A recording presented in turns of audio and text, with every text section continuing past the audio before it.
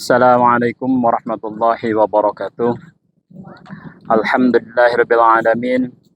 Wassalatu wassalamu ala asrafil anbiya'i wal mursalin wa ala alihi wa sahbihi ajma'in. Amma ba'du. Bulan suci Ramadan adalah bulan suci yang penuh keberkahan. Bulan suci yang Allah Subhanahu wa taala turunkan Al-Quran di dalamnya. Di bulan suci Ramadan juga merupakan bulan yang penuh perjuangan, pengorbanan. Apabila kita melihat sejarah ketika Nabi Muhammad SAW dan para sahabat di bulan suci Ramadan merupakan bulan Syahrul Jihad, yakni bulan dilakukannya berbagai peperangan, salah satunya yakni Perang Badar.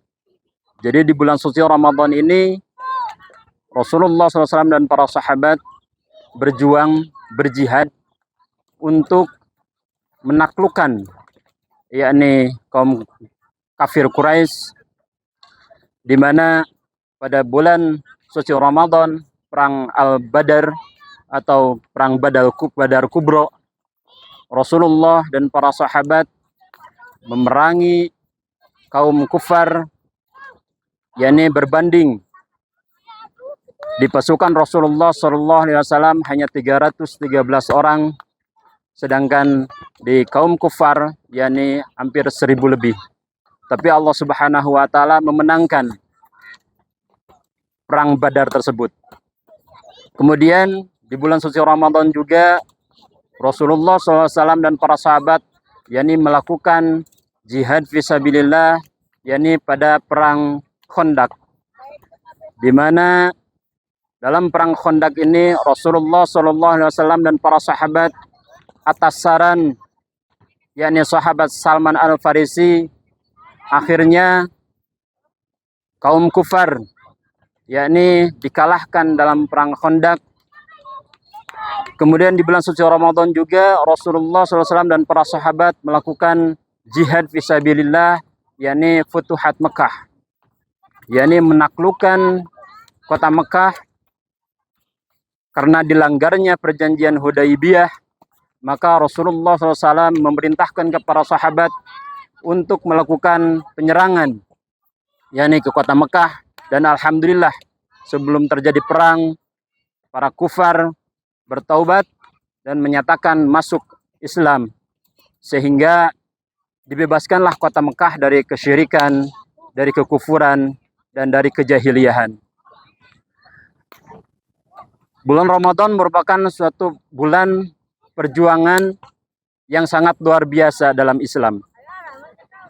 Oleh karena itu, umat Islam di seluruh dunia dituntut untuk senantiasa kembali memperjuangkan Islam, kembali memperjuangkan izul Islam wal muslimin, kemuliaan Islam dan kaum muslimin. Dengan apa?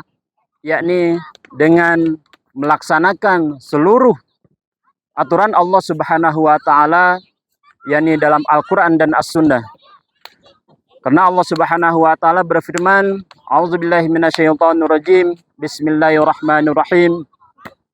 Ya ayyuhallazina amanu dkhulu fis-silmi kafah wa la tattabi'u khutuwati syaitan innahu lakum aduwwum mubin."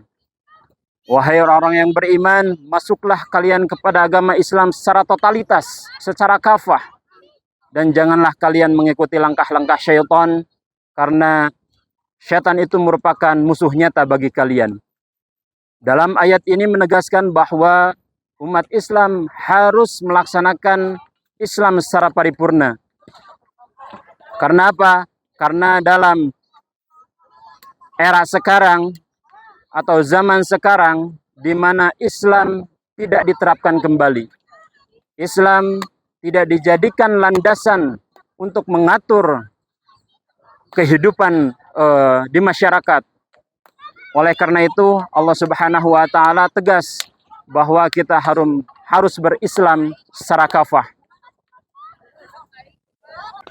ibrah dari perjalanan Rasulullah SAW dan para sahabat di bulan suci Ramadan, yakni perang melawan kekufuran, bahwa Rasulullah SAW dan para sahabat selain yakni jihad melawan diri sendiri, ya, yakni jihad binafs, Rasulullah SAW juga pada bulan suci Ramadan melakukan jihad yang sesungguhnya, yakni al-qital, yakni perang, di mana jihad merupakan suatu ajaran Islam yang agung, ajaran Islam yang mulia, yang dimana diajarkan oleh Allah dan Rasulnya kepada umat Islam, sehingga kita tidak menafikan ajaran jihad, karena jihad merupakan suatu amalan yang paling tinggi di sisi Allah Subhanahu wa Ta'ala.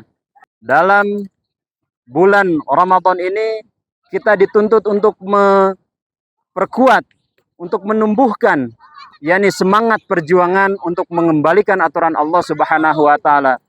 Jadi ibrah dari perjalanan Rasulullah SAW dan para sahabat, yakni ketika bulan suci Ramadan dalam medan jihad. Nah, dalam hal sekarang, jihad bagi kita itu adalah memperjuangkan aturan Allah supaya kembali di muka bumi ini. Karena ini hal yang menjadi wajib bagi seluruh umat Islam. Kembali lagi bahwa ibrah dari peristiwa yakni perjuangan Rasulullah SAW dan para sahabat di bulan suci Ramadan mengingatkan kepada kita untuk senantiasa kembali kepada aturan Allah Subhanahu wa Ta'ala dan Rasulnya, sehingga umat Islam dan seluruh umat manusia berada dalam naungan Islam, berada dalam rahmatan lil alamin, sehingga akan tercapai cita-cita manusia, yakni berada dalam kesejahteraan, tercapai cita-cita manusia, yakni berada dalam ketentraman dengan aturan Islam. Mungkin itu yang bisa saya sampaikan. Mudah-mudahan sekali lagi ibrah dari perjuangan Rasulullah SAW dan para sahabat ini menjadikan kita senantiasa ikut berjuang untuk menegakkan kalimah Allah Subhanahu wa Ta'ala. Amin ya Allah ya Rabbal alamin. Akhirul kalam. Assalamualaikum warahmatullahi wabarakatuh.